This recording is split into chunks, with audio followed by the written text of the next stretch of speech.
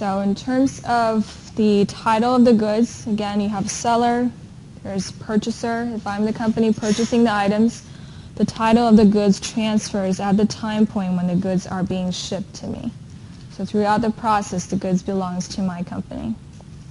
And after I receive it, purchaser pays the freight charges. This is the transaction that happens.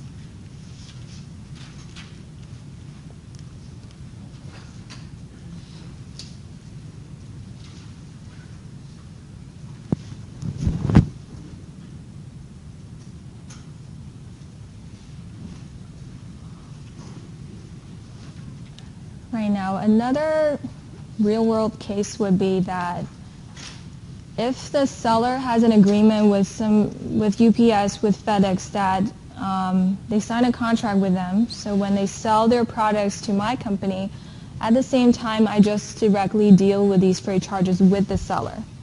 So this is what this slide is trying to represent. Instead of me dealing with the transportation companies, oftentimes seller may have a contract with specific transportation companies. So customer just need to deal with seller with the $700 of inventory also together with the $60 of freight charge here. Okay, so this is another example that, let's say I purchase inventory from a company that worth $5,000. That's the value of the goods. And $400 is the freight charge here. Okay, so in this case, if the seller has that contract, I just directly pay the freight charge to the seller, and then the seller will deal with UPS or FedEx company. So in this case, inventory amount altogether would be $5,400 together with freight charge. And of course, if I'm not paying the money immediately, then it will be accounts payable. Okay, so for this case here, later on when we pay the money back to the seller, when we reduce the liability, it will look like this. We would debit accounts payable, and let's say that we also pay within the discount period, since it's only 5 days differences here. Within the discount period, there's 3% offered. 3.15, net 30.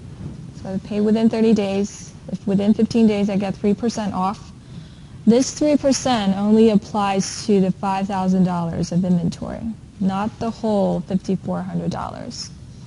Okay, once again, because that $400 goes to another company, not the seller. It goes to transportation companies.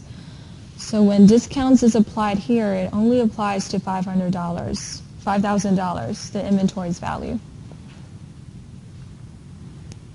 Okay, so this second transaction here represents that we're paying off inventory's cost by reducing $5,400 on the left side accounts payable.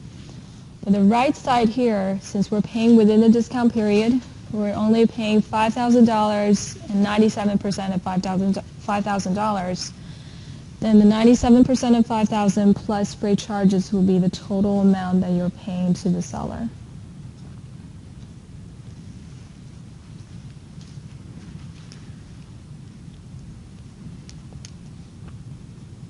Okay, again, this slide here shows the case that if I'm the company purchasing items from a seller, $5,000 worth of inventory, and I'm not dealing with